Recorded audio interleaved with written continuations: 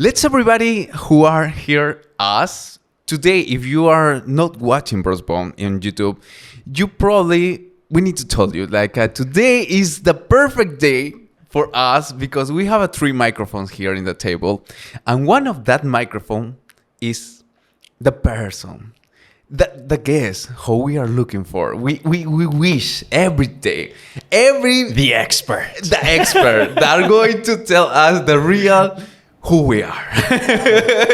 So, would you like to make the introduction? Ooh. Put you on the spot. Okay, well, I'll just tell people what I know about her. Yep. Okay, she is a very successful entrepreneur, and she writes books. Yeah, she's authored, and my wife is super fan. Yes, and she is she's experts in MBTI and mental fitness. So without further ado, let's welcome Sherry Hsia! Hi, Tyler. Hi, Concor. And hi, everybody. Okay. Bro, I'm super The energy excited. is already different. It's already different. Super Okay. different. I already feel like I'm wearing a huge hat. I'm like successful entrepreneur. Okay. Right. But I'm really happy to be here because, I want to try to talk to different people. And we're thinking of skewing younger or reaching out. And then I got your invitation. I'm like, this is perfect. Your channel is what my daughter, my kids would watch. So, I need to be on shows like yours so I can get more street cred. Yeah. Because otherwise my kids is like, we don't care. Your channel is for older people. No. So now I'm young and cool. Now you are going to be part of our team. All right. Let's everybody. It's me, Concor. It's me, Tyler. It's me, Sherry. And we are Brosbond!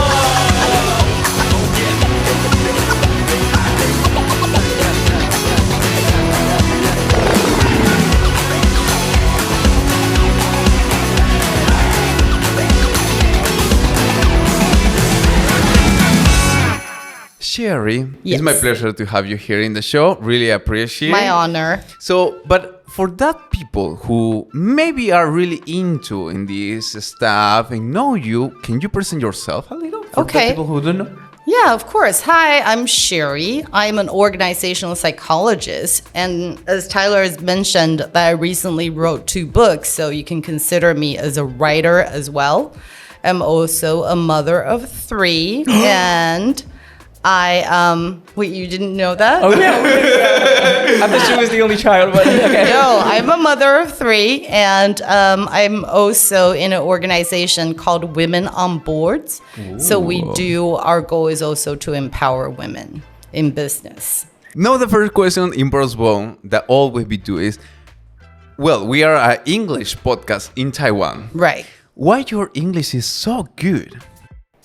Well, Tyler's English is also awesome. So studying abroad, I think, definitely helps, right? Yeah. I grew up here, and our family moved to Australia when I was 13. So I basically started learning English in Australia.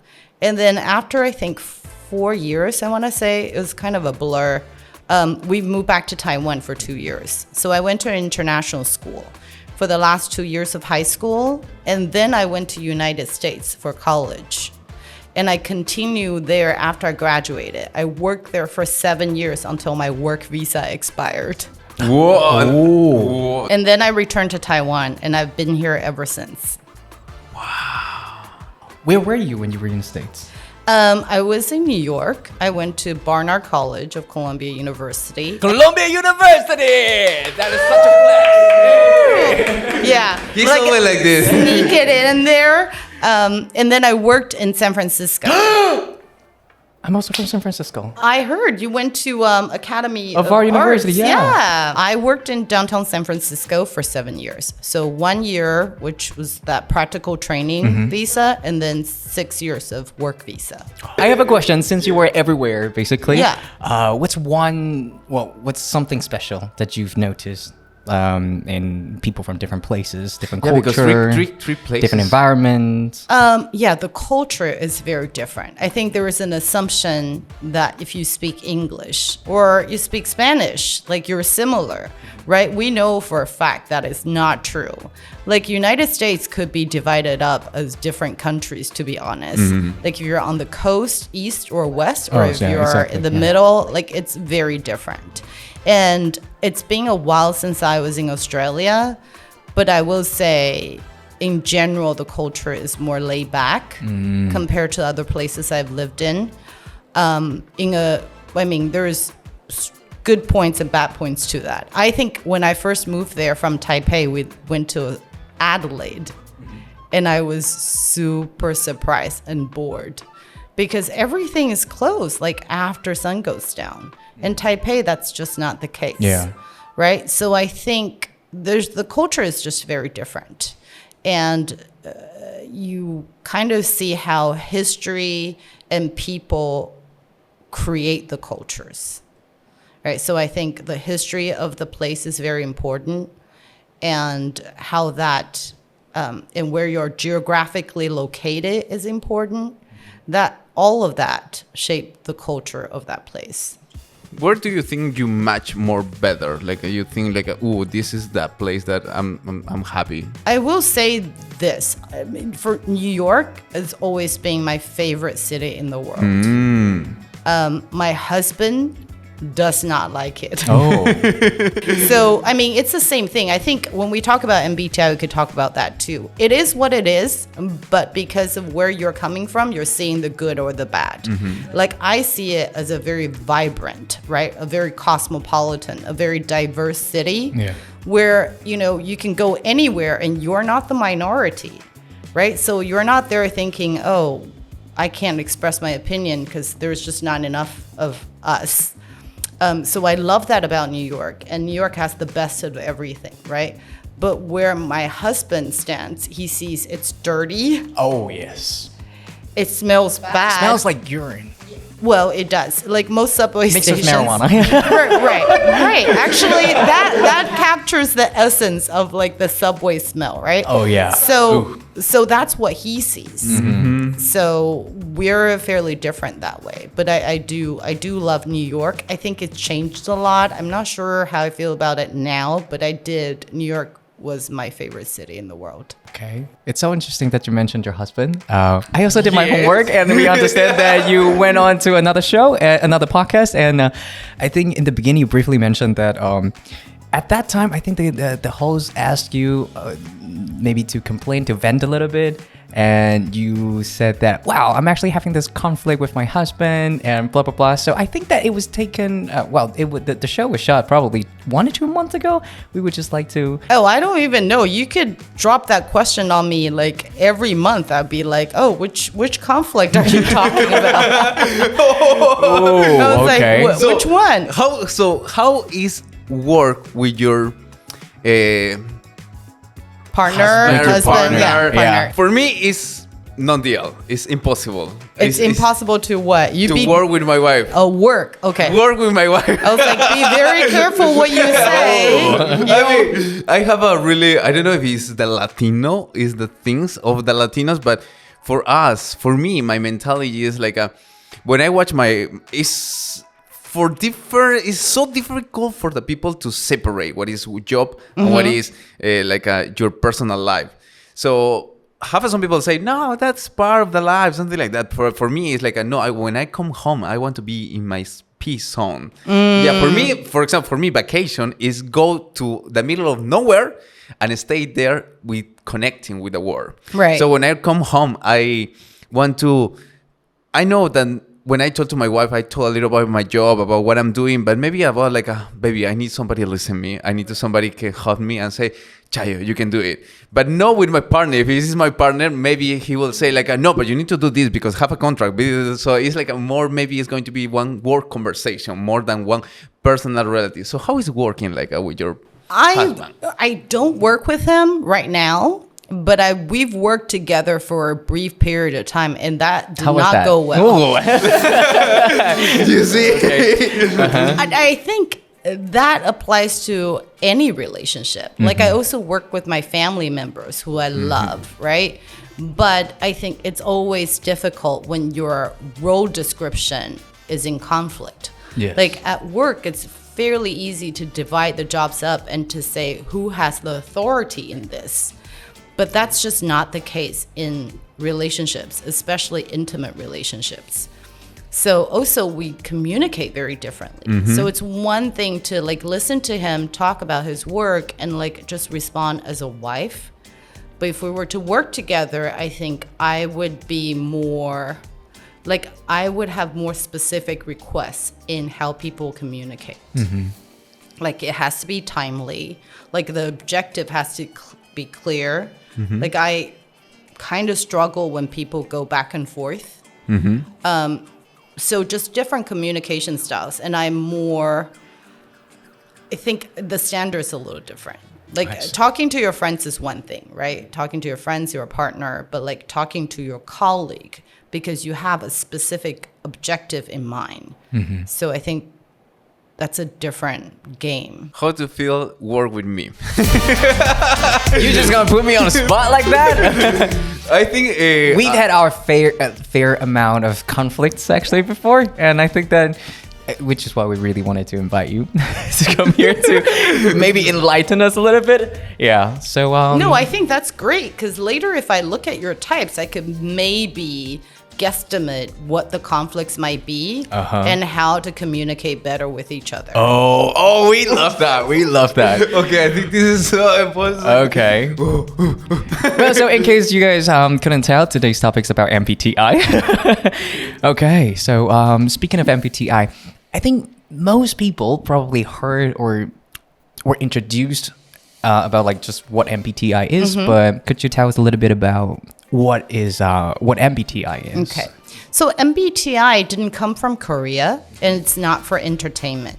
It's called Myers-Briggs Type Indicator and it was developed in the 60s, 70s.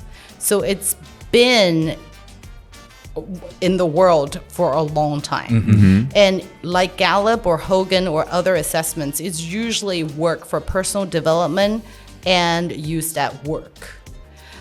But I think during the pandemic, because we're all locked in, so people were trying to find ways. This is my explanation of how to get to know yourself better. So human design, right? Horoscope had always been popular. And then MBTI became one of the things that's easier to learn without a professional by your side, right? It's an easier self-learner tool. So I think after the pandemic, it became really popular. It's ubiquitous. It's everywhere, right? You can't go anywhere without like people saying, so are you an E person or are you an I person, right? I went to KTV the other day. Like as I was walking in, someone was saying, he's late because he's an I. Like, because he doesn't want to show up. And I was like, okay, I'm going to keep my head down because I want to correct them. I'm like, I'm just going to, it's none of my business. But I feel like it's a common topic right now.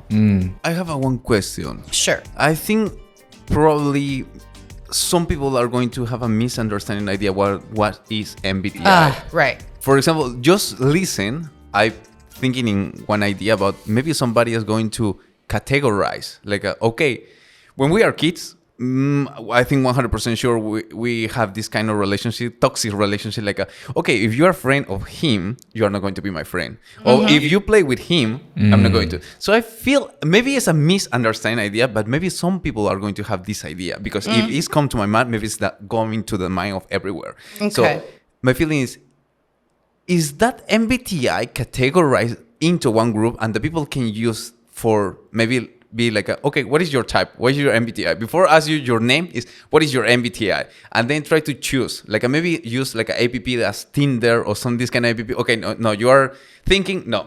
Oh, you're feeling, yeah, you can be my friend. Is that maybe some misunderstanding, misidea? Yes, that's absolutely. I'm glad you brought it up. That's one of the most frustrating thing that the things that I've heard so far about MBTI, like using it for selection. MBTI is not meant to be used for selection because it does not. Okay, so let's go back a little bit, backtrack a little bit, and talk about what is MBTI. Right? So it's a type indicator and it's typology, meaning that based on the four most important distinctions of our cognitive mental function, like how do you recharge yourself? Like where do you focus your attention more? And how do you gather information? What type of information do you trust? How do you make decision and how do you execute your decision? So these four dichotomies, it's forcing you to pick one and trying to find like what your type might be. Now, because it does not have measurements, so I can't compare to you and say, hey, look, I'm more extroverted than you, right? It's not a scale. So it's really about the percentage. Am I more extroverted or introverted? Am I more right-handed or left-handed? So you know how to use all cognitive functions, but you kind of prefer one. That's like your go-to, your default mode. So with that in mind, we can think about typology in a lot of senses. Like when I worked in advertising, age was a typology, right? 18 to 24, 25 to 54. Gender is another typology, right? You have two and maybe now more genders that you can, different categories. But I think the most important thing is to know, like, if you're in this category, let's say if you're 18 to 24, it doesn't make you good at anything. If you don't practice, like I cannot look at you in this bracket and go, oh, this age or this gender, they're just way better. Sometimes you have a correlation, but in terms of work, right? You can't say, oh, okay, ENTJs just play piano better. No, you can't. You can never say that because you don't know. That's really through practice, right? And this could be a very mature 18 to 24-year-old male or very immature. So it doesn't tell you anything. Like these brackets just sort of gives you a profile of what that person, where that person is, but that is it.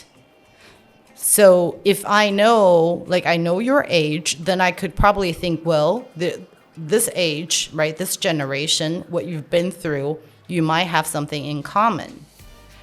But you're all in that same age bracket, but you're vastly different. So that's what MBTI is about. Oh, that is so interesting. So that was powerful because the other day I have someone said this to me that, oh, you're a P, which means you're probably not a good leader. Wait, who said that? Who said that? Come to me right now. Who said that?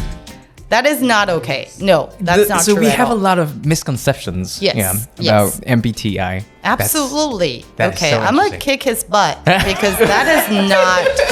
No, I know a lot of great leaders are P preference. So for that people who are listening us, if you apply for one job and in the interview and they ask you about your MBTI, that's not correct and not polite. No. I actually have, in my show, tried to urge HRs not to do that. And when I recruit people, in my recruitment ads, I specifically write out, do not put your MBTI on your resume. Like, please don't do it. I do not want to know what type you are. Well, I think one of the why I don't want to know is because I know types so well, and I can't guarantee that I don't have an unconscious bias.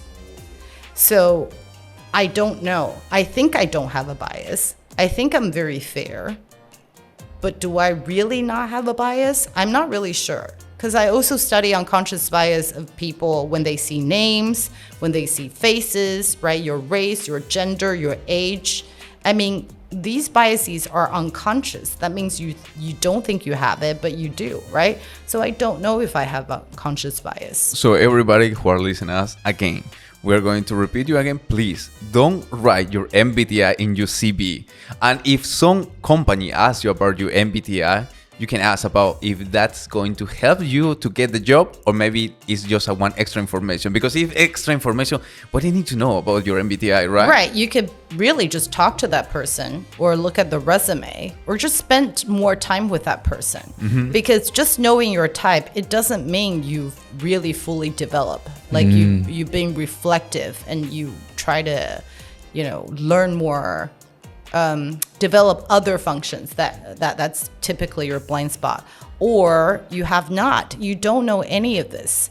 And so if a company asks for your MBTI, I think it's okay to say, I've not done it.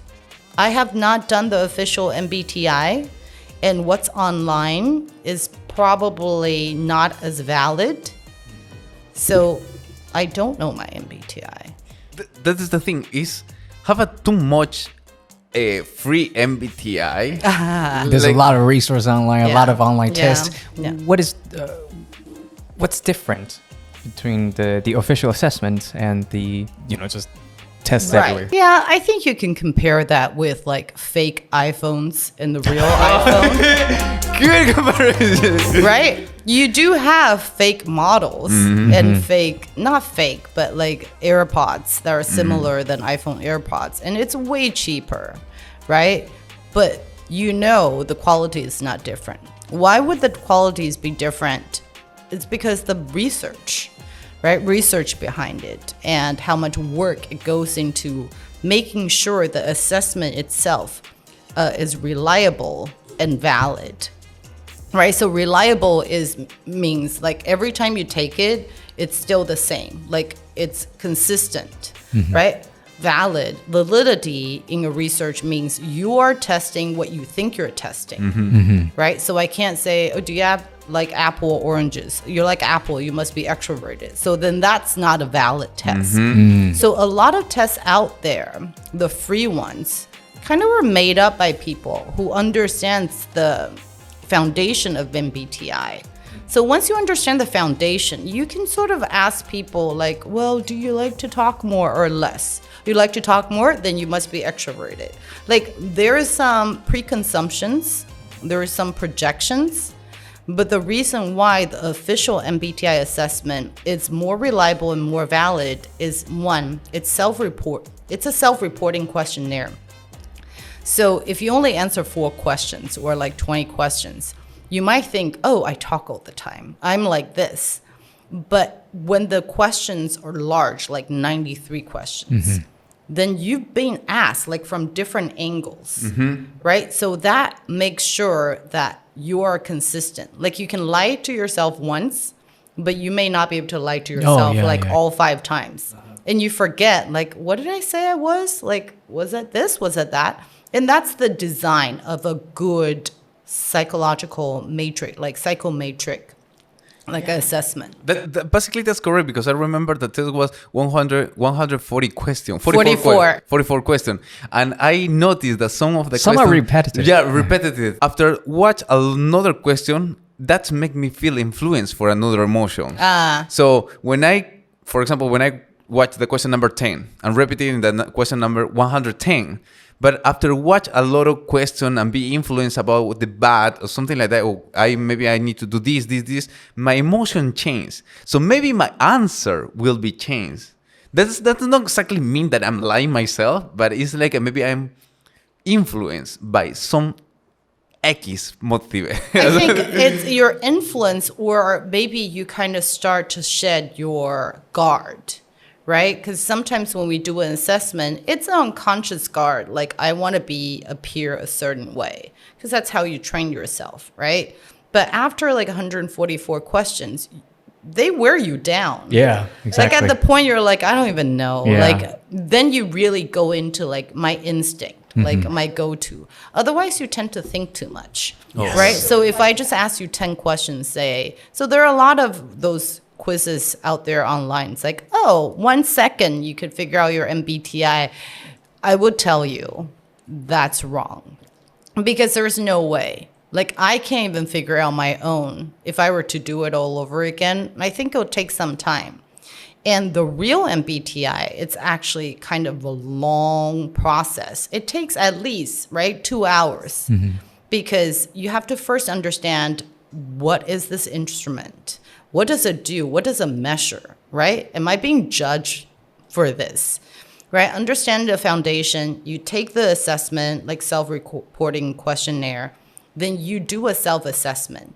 What do you think you are? And then you compare the difference, right? And then why is it different? Why do I think I'm this type, but the questionnaire, the assessment comes out that type? Then the whole time, then you can go in and explore, like, why the difference? Which one's the real me? Like, why have I changed myself? Is it to fit in more to the world, or what happened, right? Maybe I was heartbroken. I don't want to be this way ever again. So it's my defense mechanism. So a lot of the crucial part is actually after taking the assessment. So I don't believe an assessment can tell you who you are. Like, that is just not fair. You are a very unique and complex person. So don't let an assessment tell you, oh, after the assessment, you're this type. You must be it, even if you don't agree with it. The MBTI is tell me who I am, talking about psychology, right now. My MBTI can change in 10 years. Think about it this way. Your MBTI is sort of your neural pathway. Like, if you're born, are you a right-handed person, or you prefer your left hand? Well, depend about what I'm doing. No, but like, if you write and eat. Oh, if I write, even eat, maybe I can do with my left, but I prefer always right. Okay, so it's just think about it that way. No one has asked you to use your right or left hand, right? It comes naturally. Yeah. You're born with it. Your neural pathway, like, you want to reach for something, like, that's very natural, right? So that is what you're born with. Now, can you later on in life train yourself to use your non-preferred, non-dominant hand better? Yes, you can. You can for sure, especially if you have that intention. Like, I want to be better left-hander, right? So you can definitely practice it. But what you're born with, it's like your preference is still there. So it would always be easier to learn things with your dominant hand. Let's say I learned how to play tennis, right? It's just easier using my preferred hand. But that does not mean I can't use my non-preferred hand later on in life and be really good at it. It's so true. I've tried it before. You can absolutely use a non-dominant hand to do a lot of stuff, especially if you dislocated your shoulder a couple times. Right. You know how to. Yeah, for sure. You'd be like, okay, I guess now I need to use my left hand. So your preference does not change, but your behavior will, right? As you grow older, as you become wiser, like, you will mentally set a boundary and say, hey, oops, I made a lot of mistakes because I used to go this way, and now I have to remind myself. Don't get too emotional, or don't get too rigid, right? So you can change your behavior. Okay, I have a question. Yeah. I'm not too sure whether it's related to MBTI or not. No, just any question. So when I encounter conflicts with others, let's say we're in an argument, I tend to just be like, okay, I know words really matter. So oftentimes the other person would say, let's fix it right here, right now. And I'll be like, can I at least breathe a little bit? I mean, I'm not going to run away. I am not going to leave the scene, but I feel like I need to, how do I say it? Let that sink in a little bit. And so I oftentimes need at least 10 or 20 minutes to reflect first and to be more careful with my wording. And then we can talk about it. But that doesn't always, that don't really work, especially with my dearest friend here. He tends to be the person like, no, let's fix it right here, right now. Right. And he has this very, almost like a debate formula that, okay, I'll give you 60 seconds. You can finish. Okay, are you finished? Okay, it's my turn. And then we go like back and forth. And sometimes, God, he takes notes. Like during, I was like, okay, You want so to you're talk saying about this. that? You want to talk about So it's, to me, it's fascinating that he takes notes Right. while arguing with people. I just want to know that if we are this drastically different, what are some ways we can try to navigate and Right. to work on? No, that's a perfect question. And I like to answer that before and after I know your MBTI. Ooh. I don't think MBTI can solve everything. And I don't think you need to solve everything through MBTI. Like if I were in an organization and I just know what you talked about, like that's the problem. And I think we could talk about boundaries, right? So one of the tools I use is BART. So boundary, right? You have to know what everybody's boundary is. Right, we're not all the same. So we're talking about diversity, equity, inclusion. It's people who are fast reacting and people who need to take longer. So you got to know your own boundary. What you've just said was said beautifully. Like, I need more time to process. So we need to have a platform where you can speak that to your business partner and say, I need 20 to 30 minutes to process before I can respond. So that is my boundary. Right? You don't step over it. You can't force me to respond right now because that's crossing that boundary, right? And then you talk about authority. So that's BART, like B-A, authority. Who has the authority in this? Who's responsible and who's accountable for this particular thing, right? So if you're accountable for it, then you can set the pace. Or if you're equal, then you have to find a mutually agreeable decision, right? So, but if you're the boss, then you can dictate the pace. So who has authority, right? BAR, and then the roles. Like, what is your job description? Like, what are you in charge of? That's what I asked, right? So in terms of job description, some things that you're accountable for, something you're accountable for. So divide that up. Right? And then last is task. What is the task? Are we aligned on what the task is? For example, doing a podcast, it's a task. But do we have the same goal? Like, I want brand recognition and I want more viewership or listenership. So then that's different tasks, right? These are different goals. So without knowing your MBTIs, I would say really boundary is the most important. Like, what are my boundaries? Like, if you cross it, you might think it's fine, but it's not fine by me. And then we really let each other know so we understand, like, where our boundaries are. So do that first.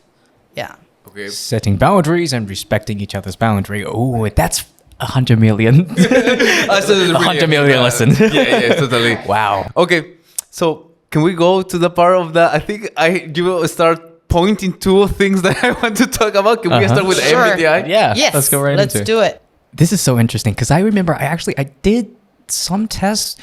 So a while back, I was dumped.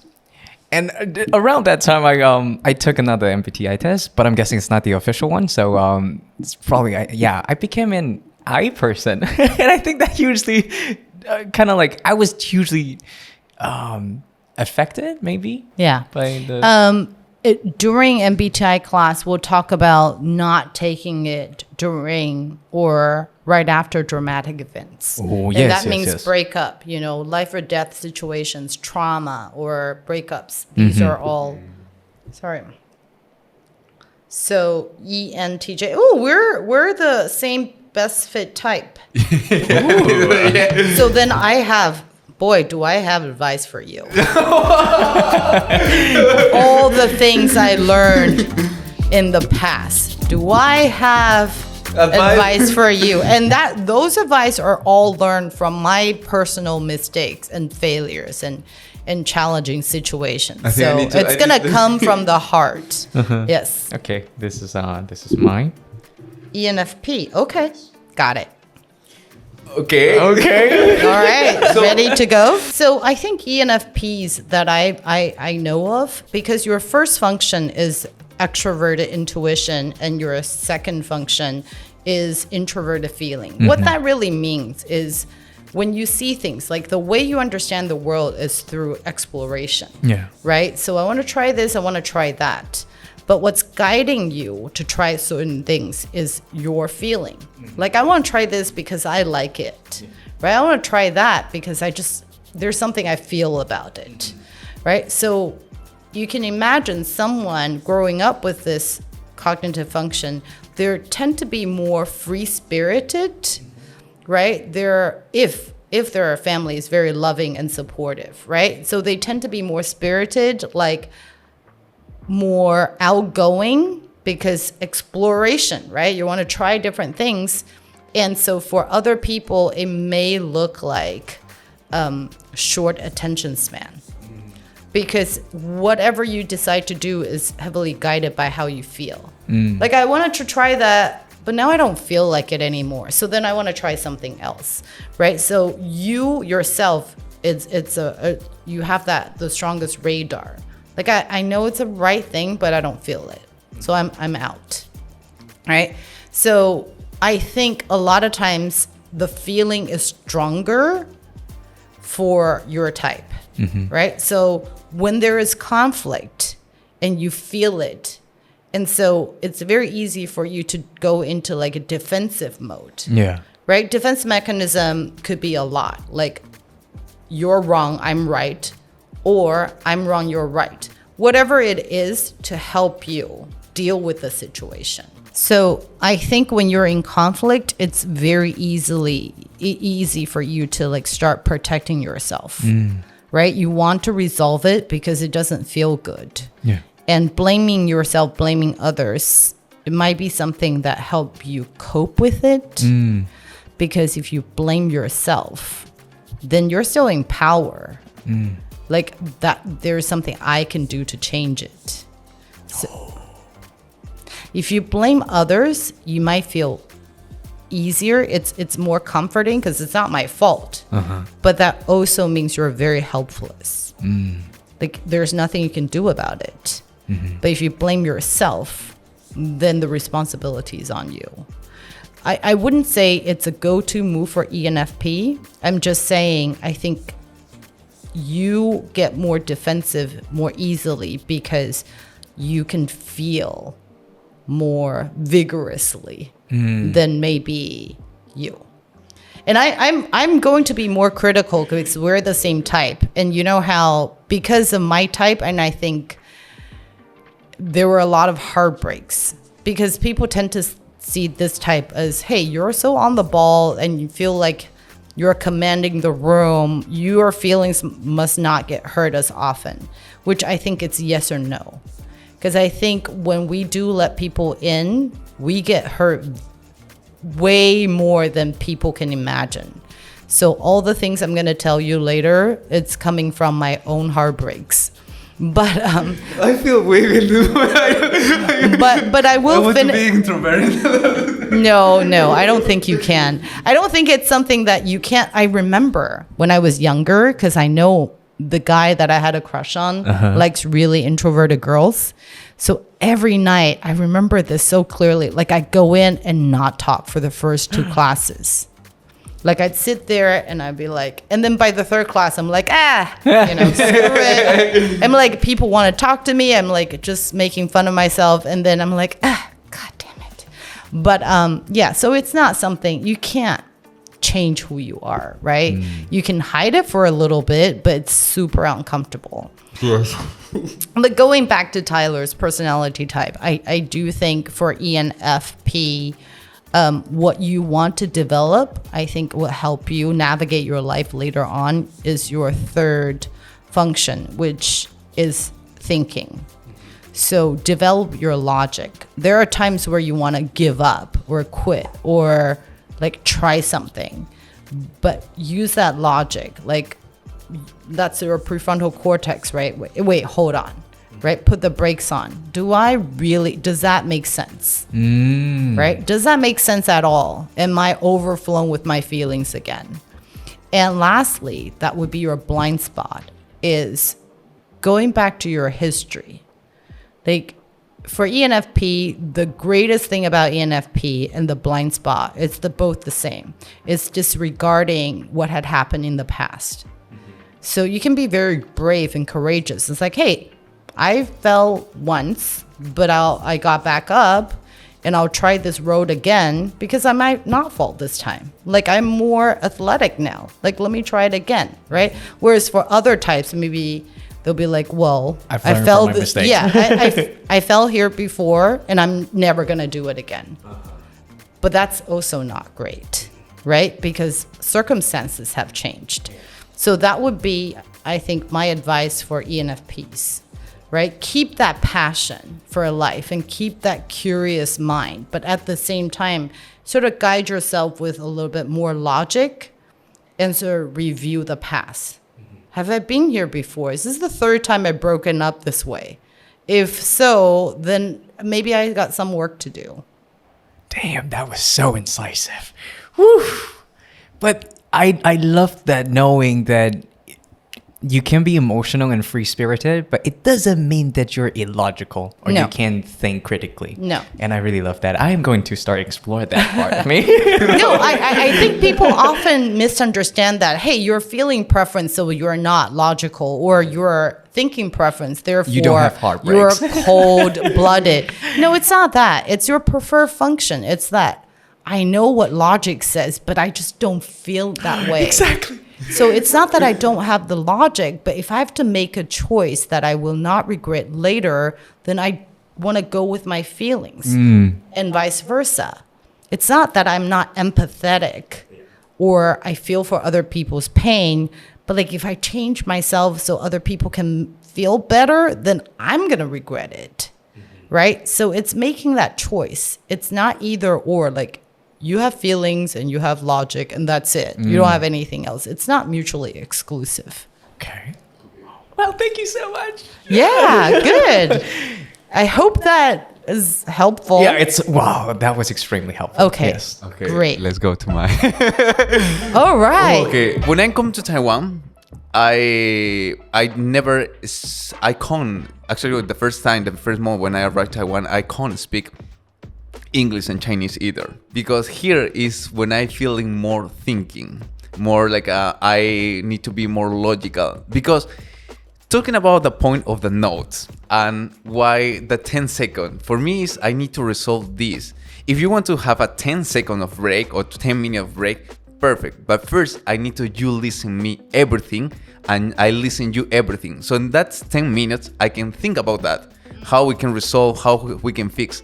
But before that, if you just cut the conversation, for me it's like one cut the whole way to understand really clear. And that's happened with the notes. I mentioned that in a lot of podcasts and in a lot of episodes that my wife hates this. And she tells me like a lot of times I hate take notes.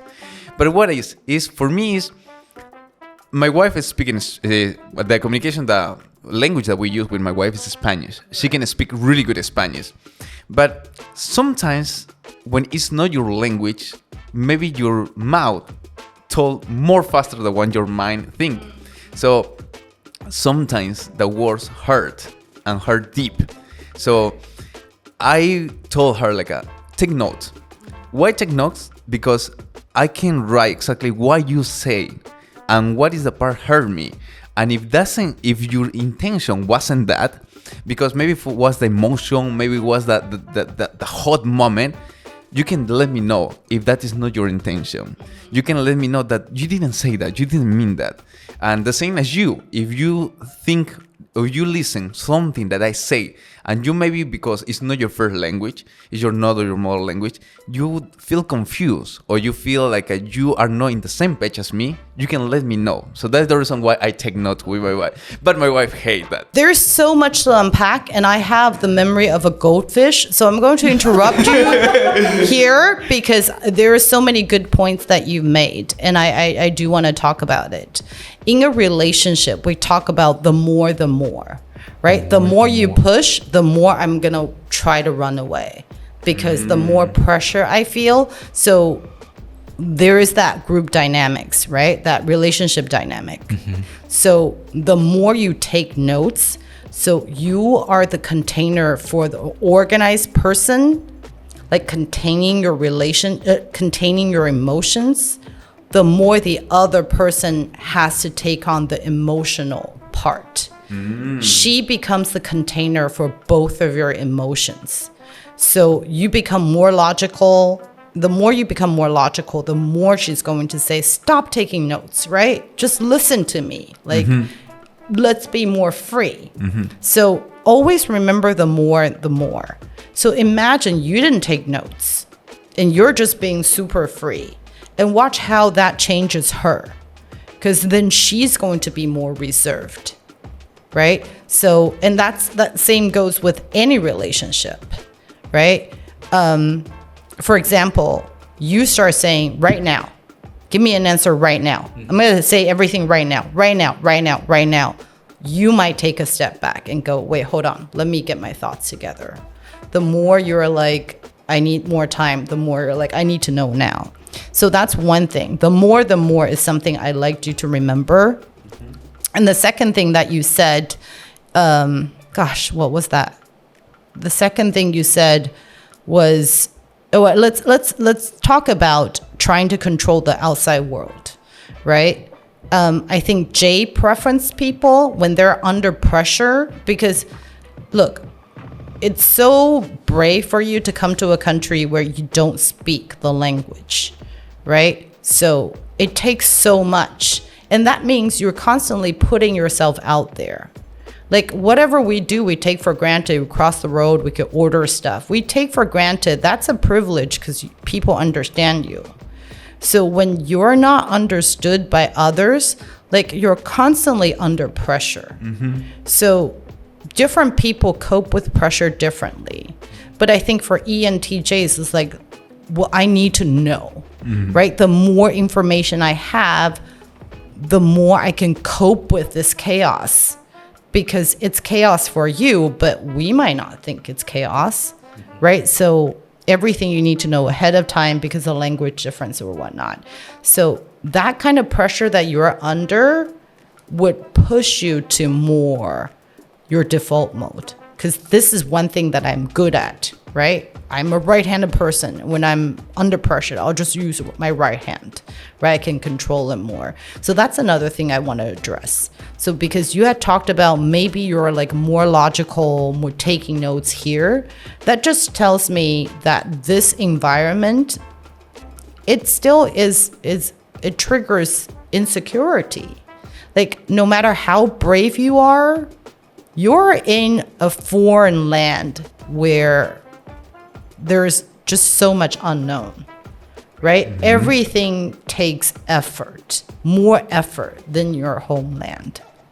So take that into consideration and give yourself more grace, because you're acting like you're under pressure. Yeah, I think so. Okay. One of the things that you said is, well, yes, you can go take a break, but I want all the information now. So while you're taking that break, I can digest, right? Here's what I would ask you to do.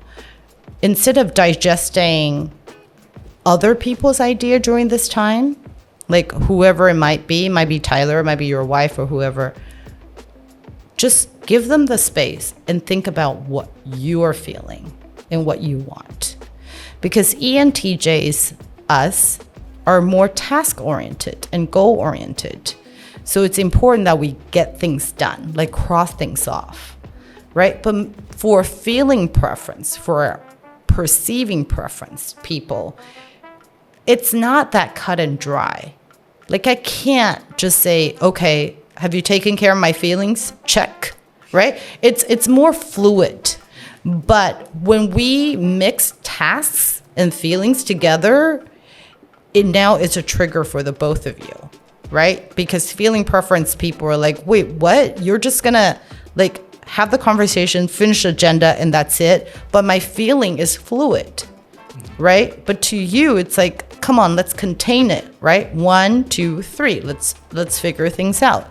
So really what you can learn from this is just give each other some grace, like understanding different personalities, right? And I think the best possible way to do this is really be pensive about it.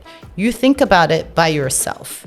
And maybe as partners, you can tell each other, like, here's my user manual. Like, you get the best of me under this situation. You get the worst of me under this situation. And these are my boundaries. Now, if we want to go far, we have to be able to respect each other's boundaries and understanding each other's user manual, right? So really every ENFP and ENTJ is different, but you can use that as a guide to like really think about where do you get the best of me? When do you get the worst of me? And when I'm under pressure, maybe not the best time to have a conversation. And I will say to you, the reason why I asked you to cool down and just really give yourself space, because you're looking at the other people. Like you're extroverted, you're focusing on the outside world. But what we really ought to do is more focus on the inside. The blind spot for ENTJ is we're disconnected from our feelings. Because when you're focused on efficiency, you're like, my feelings come last. I don't care if I like it or not, but I gotta get stuff done. So I can't. If I'm sick, I still need to get stuff done. If I feel sad, I still need to get stuff done. So the longer you don't connect yourself with your feelings, the more disconnected you're going to feel. And there are going to be times where you're like, wait, do I feel bad about this? Or no? Like, I have experienced that. Like, I feel very blah. But I don't know if it's sad, it's disappointment, is it anger? Like, what is it? I know I feel negative, but exactly what it is, I don't know. So that's something that ENTJs might experience. Yes. So spend more time. So here we have someone who's very in touch with feelings. And here we have someone who's not. So I bet you, Tyler, a lot of times can see that you're already angry or sad before you even notice it yourself. And for him, he's like, okay, no, something's going on. And for ENTJs, for you, it's like, no, I'm okay. No, it's fine. Let's have a meeting. What? I'm not angry. Who's angry? Who says I'm angry? Oh my God, that is so true. That was just pure magic. See, I'm just guessing based on the types, right? And clearly for you, the radar is like full on. It's like, what are you talking about? You are so angry right now. And you're like, no, what? Right? So understanding that and also sensing is something that you can really develop. Like areas of development. How do I feel right now? Like checking with yourself. Am I under pressure? Do I feel okay? Like, am I sad? Am I disappointed? What is that feeling? Right? Because your feeling is going to change or influence the way you talk to someone. If I were really angry right now at something else, but you come my way, I might project some of that on you. And then you'll react to my anger. It's like, what are you yelling at? Then I react to yours. So first and foremost for ENTJs, do a mood check-in. How do I feel right now? Okay. And that's coming to that second question, the special of the chef. First, my wife asked me to let you know what is her MBTI. Okay. Because, I don't know, I feel so vulnerable now. Wait, you see, well, I hope you don't feel vulnerable because really, I mean, we all have our blind spots, right? Yours and mine are similar. So everything I'm saying to you, it's really just saying to my younger self. So. Okay. I'm going to give my conclusion after. Okay. The thing is, my wife told me like, how can I need one advice about this situation. For me, when I'm talking with somebody, when I try to find a solution of one problem, always I try to find the solution, like what I did wrong, how I can improve, if I did this, that. But in some points, my wife is so feeling to the point she starts to cry. Now, the idea that I have about crying is, in that moment, stop the conversation. In that moment, stop everything. In that moment, no matter who is the wrong or right person, you need to give a hug or you need to empathize with that person. In certain point, frustrate me because it's like, if she starts to cry, the conversation stopped and the problem didn't finish, didn't resolve. I always try to tell to my wife, please don't cry, don't cry. So how can I be more better husband? Okay. First of all, I think number one, ask her, does she still want to carry on a conversation when she cries? One of my professor, shout out to Deborah Numair, she always told us you can cry and think at the same time. In fact, it's probably better that you don't suppress your crying. Because let's say if I have a very strong emotion right now, and maybe Tyler can relate, if I really want to cry and I'm making myself not cry, 50% of my brain power or more is focused on do not cry, do not cry, do not cry, do not cry. And so my prefrontal cortex is not as active. I'm not listening to you, right? I am trying to not cry. So I'm only using 50% of my brain or even less listening to you. And so I'm going to be even more illogical because I'm trying not to cry, right? It's like trying not to pee, right? I'm not hearing stuff. So first off, suppressing emotion is never the way to a good marriage or communication.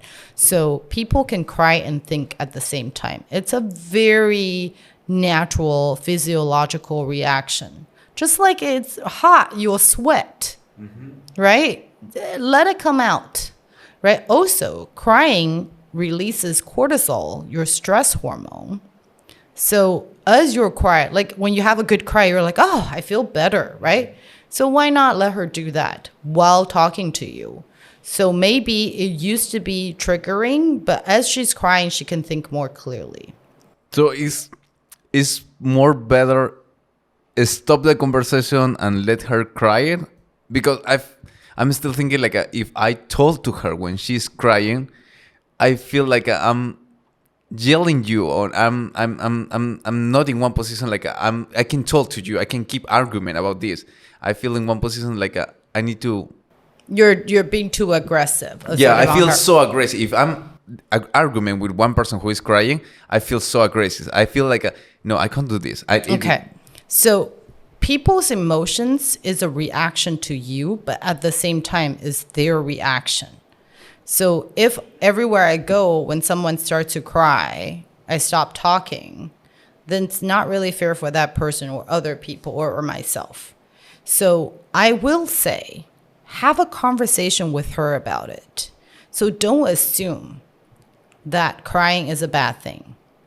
And don't assume she does not want to continue the conversation even when she's crying. So again, what is her user manual?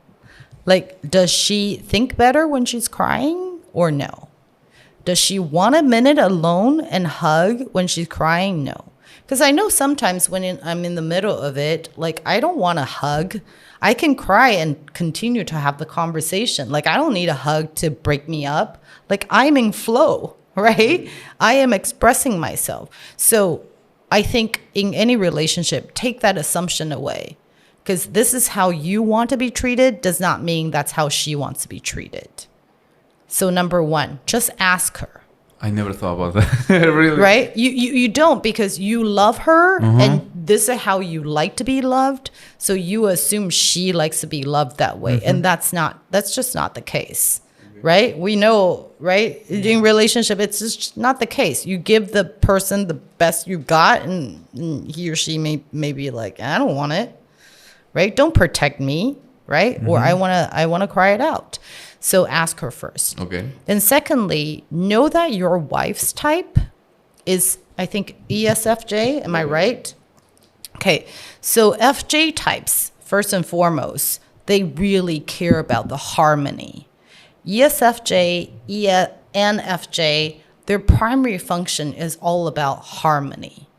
So if you become really aggressive and angry, like her default mode might be to calm you down first.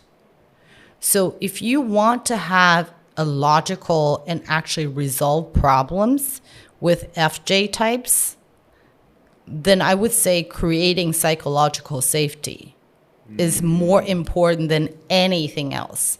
Like, honey, you can yell at me, I might yell at you, but that is not going to break us up. Right? So spend more time, not on the tasks, not on we need to resolve 1, 2, 3. More on setting the atmosphere where both of you feel very safe and vulnerable. Like another thing with ENTJ is like when you are vulnerable, when we feel vulnerable, like default modes, like, nope, I am a transformer. Like I am not vulnerable. It actually does not help a relationship. So be as vulnerable as you can, set that parameter for psychological safety, then continue the conversation. And another thing, I have so many tips. It's all good, Sherry. I can listen to you forever, like 24/7 all day. I'm sorry. I'm just like, okay, 1, You're 2, learning 3, a lot. 4. Oh my No. God, this is so uncomfortable, but yet satisfying at the same time. Okay. Like, it's hard. It's like. It's hard to hear, I think, when people tell you about yourself, right? And I don't know anything about your personal life, so I'm just going off of types. But because I am also ENTJ, one of the things that I struggle with is understanding things in the world. They are a lot of times are fluid. You would love to categorize them, organize them into a to-do list, but relationship just doesn't go that way. Right? Your emotions are fluid, right? So I would say, do you want to win a war or do you just want to win a battle? If you want to win the war, sometimes you got to give up some things, right? Give up your need for logic. Give up your need for, hey, problem solving. Because sometimes you're assuming everybody knows what the problem is and what the solution is for them, or that they want the solution. A lot of times people don't know. Like you assume they know, they're just not telling you. But the fact is they don't know until they think about it, especially if you're faced with like introverted people. It takes them even longer. So by you pushing, it's just going to create the more situation. Okay. Or I feel like that's a lot for you to take. Like that's a lot. No, it's okay. It's okay. I don't mean to be critical in any way. I do think every one of us, if we want, there are points where we can really think about, right? That might help us. And hard work is hard, right? To really listen to your blind spot and say, wait, I co-created this? It's difficult. So I don't want to give you guys too much. No, it's super helpful. Actually, yes, and this is going to be one of my favorite episodes that I'm going to watch too many times because repeatedly. Because one thing is I'm listening to you now, but it's not golden fish. I don't have a golden fish memory, but it's like a maybe repeat more times to me. It's going to keep in my mind, and there's just so much to so much to so much to digest, honestly. Yes. Wow. So well, coming back to MBTI, I think that you and we already did the test, and now that Sherry has something available online where people, if you're also interested in getting to explore a little bit of yourself. Sherry, do you want to maybe let us know? Absolutely. I think MBTI has helped me immensely in my life, especially after I turned 40. Because there was a lot of assumption, like I know what I'm doing. I'm a psych major, right? I study psychology. I know what's going on. I know how I feel. I know how I can improve myself. But one of the assessments that really changed my life was MBTI. Because after taking it and really took a deep dive into like ENTJ types, I then started to realize, oh my gosh, this whole time I thought my way was the right way.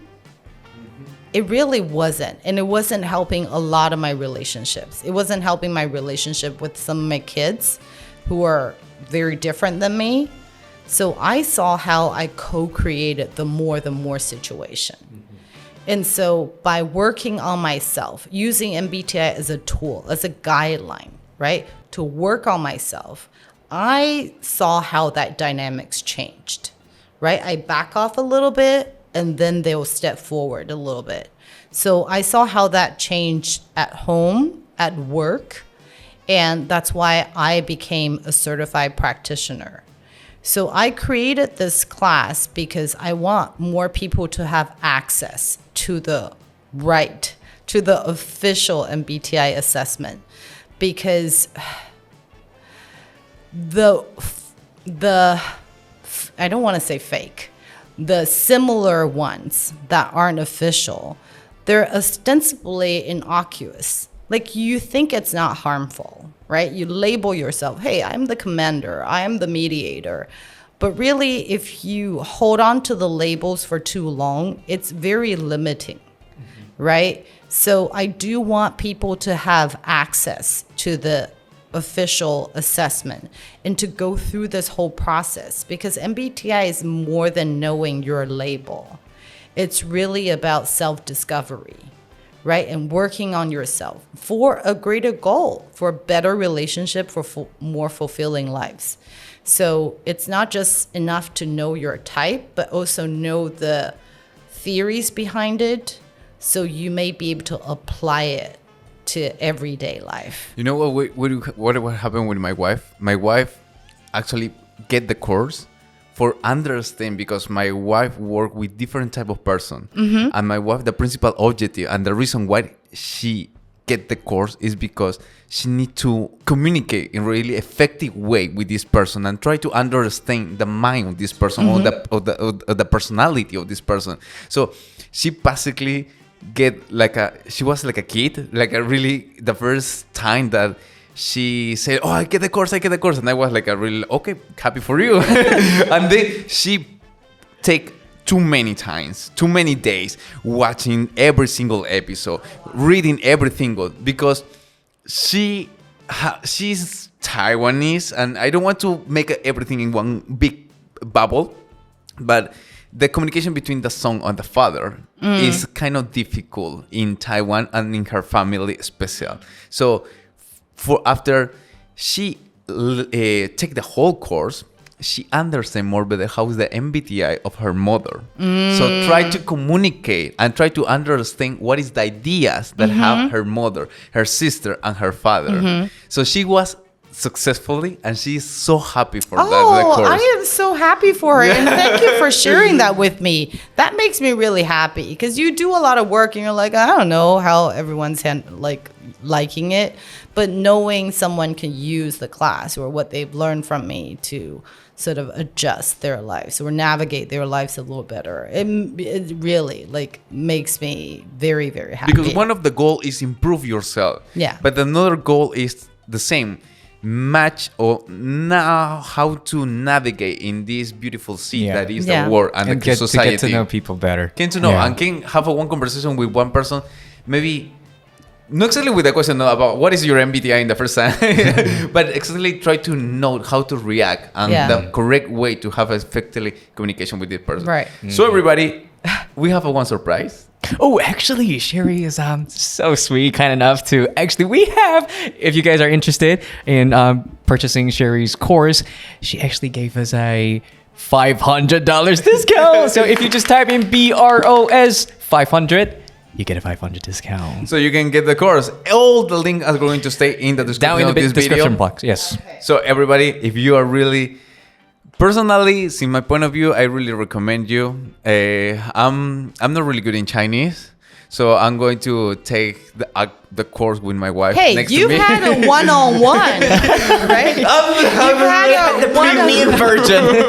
You've had a one-on-one analysis, so you're good. And This is one of my favorite episodes, so please, everybody, if you can go and get the course and have this ability to communicate with everybody. I think more especially in Taiwan, it's so difficult to understand the whole society, the Taiwanese society. So if you can have one extra skill to understand this society and know everybody, I think that can be a part in your whole life. Yes. Thank you. Thank so you well so said. much. Thank you. Yeah. Basically, the final part, I want one advice, or give us one advice for improve me and Tyler, we start this project briefly.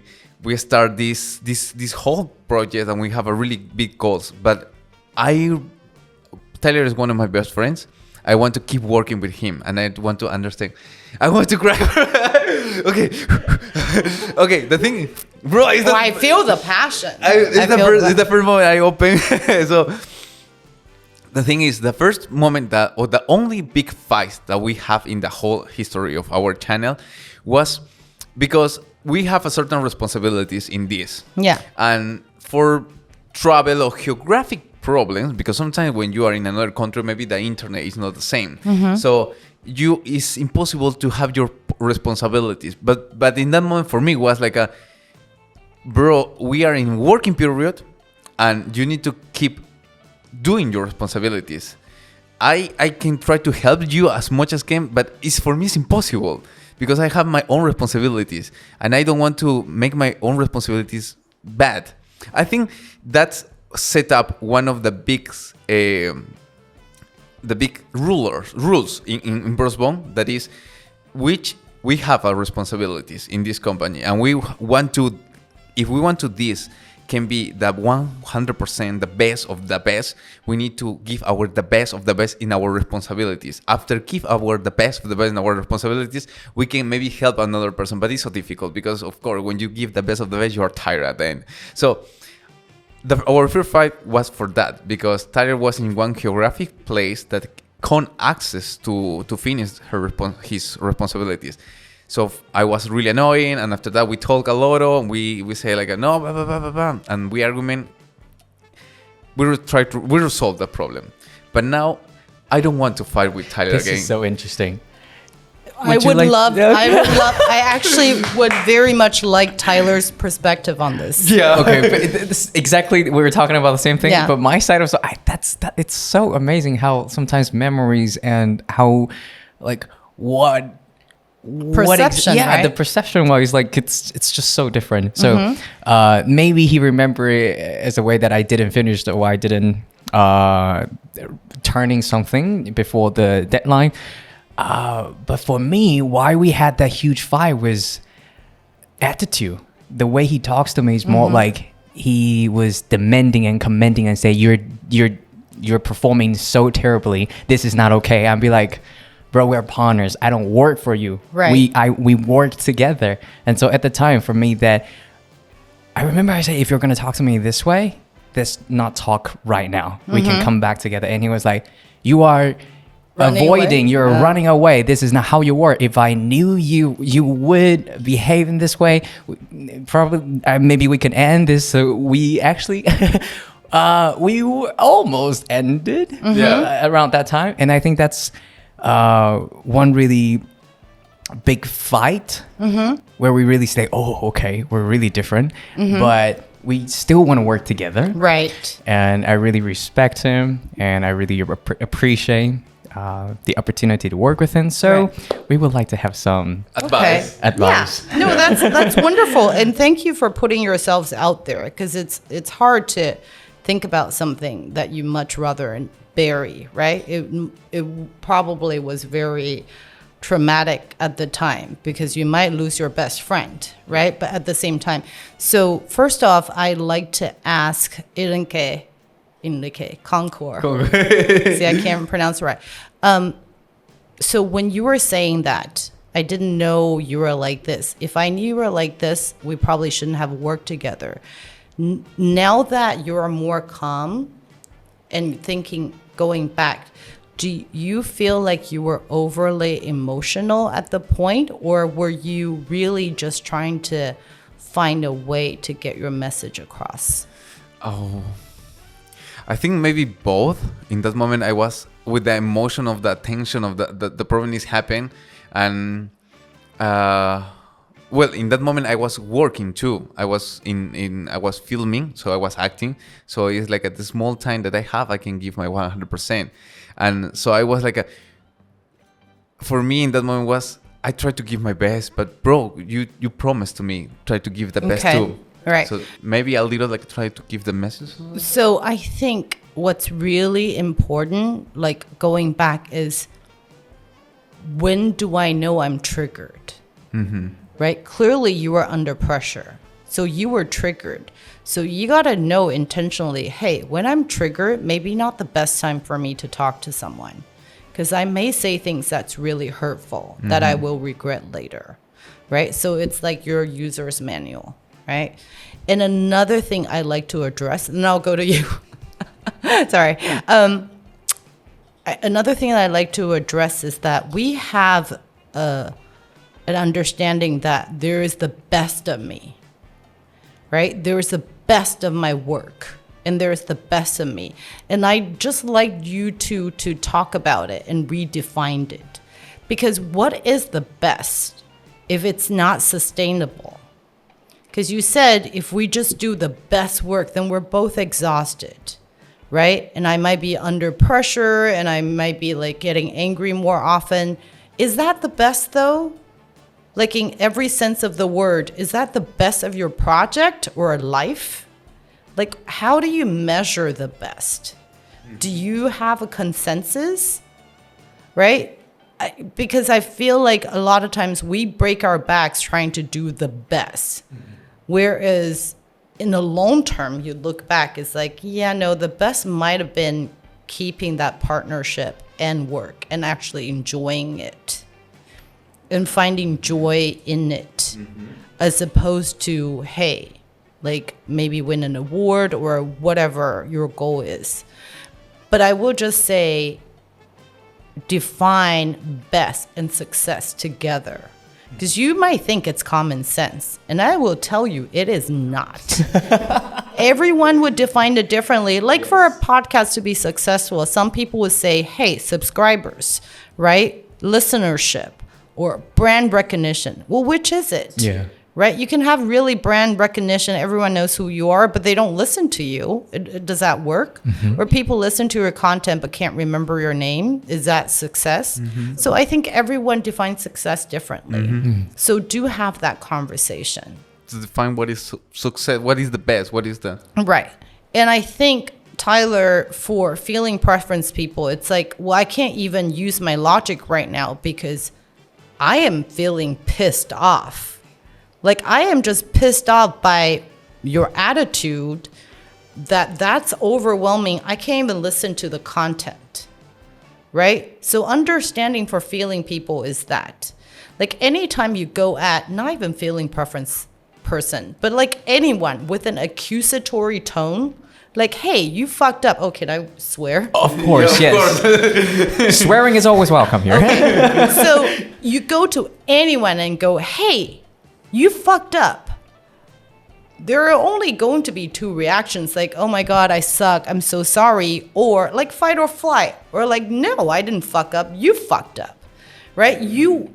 It's very natural to be very protective. So once that person is in that fight or flight mode, there's no sense talking logic because already you've pissed me off. So even if what you're saying might be right, I'm not going to listen. Like, because I don't want to be accused. Like, when you're ready to have a decent conversation, then I might be more decent and say, hey, I admit maybe I didn't do this or that. But if you come at me with that attitude, I would react the same. Hey, don't you talk to me that way. Like, I don't care what I did, but you cannot talk to me that way. Like, anyone with self-respect will probably do that. But then that goes into, like, you might be people who have really low self-worth might be attracted to this type of situation because they're so used to saying, oh my God, I suck, it's my fault, right? So we don't want that kind of dynamics either.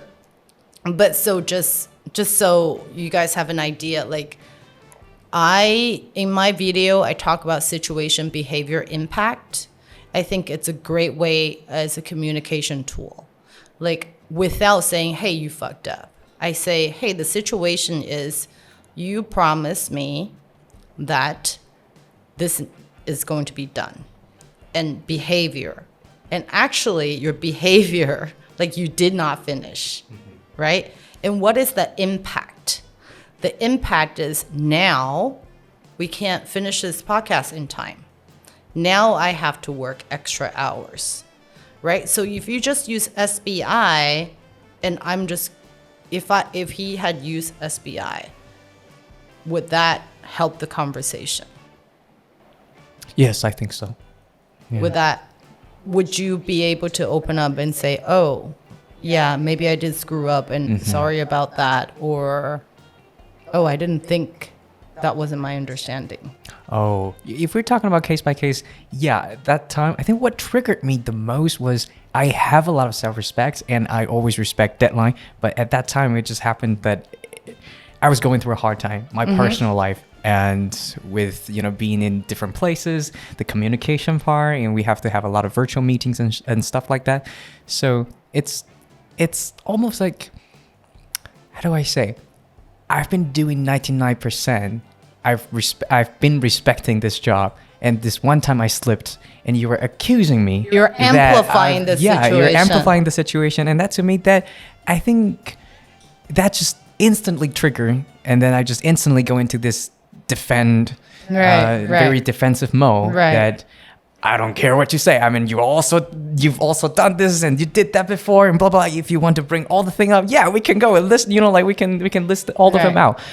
Yeah, but now that I reflect that, I think, yeah, if we only talk about that one incident, I think I didn't deliver what I promised. And so I think, yeah, in the future, I need to, maybe be more mindful. Yeah. Yeah. So if you haven't delivered, so you admit that's something that you missed.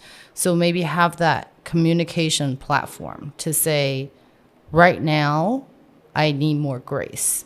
And I do think the reason you guys had a huge fight and you continue to work with each other is because there is enough love deposit, right? Oh, that sounds really bad. Oops. I love that. Never heard of that before. Okay. Love well, deposit. it's like a bank of love. Like you've given each other so much that you have a surplus in your bank account, right? Every time you hurt someone, you kind of withdraw that bank.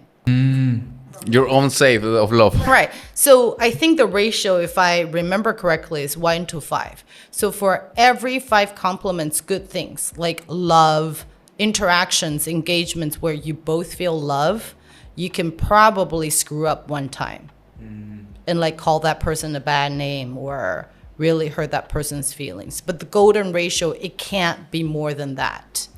Right? So for every 5 love interaction, there could be probably just 1 or less like hurtful interaction. Well, I have some change, okay? So until now I have some change. So I do think give each other grace because, and I will say this too, you need to give yourself some grace. If you are that strict on others, that I do believe you're stricter on yourself. I am sure, I don't know if I can speak on behalf of you. I'm sure there are times where you feel absolutely under pressure. You can't do your definition of best. Check with your partner. Maybe they understand. They will likely give you that grace. But I feel like maybe you are stricter on yourself.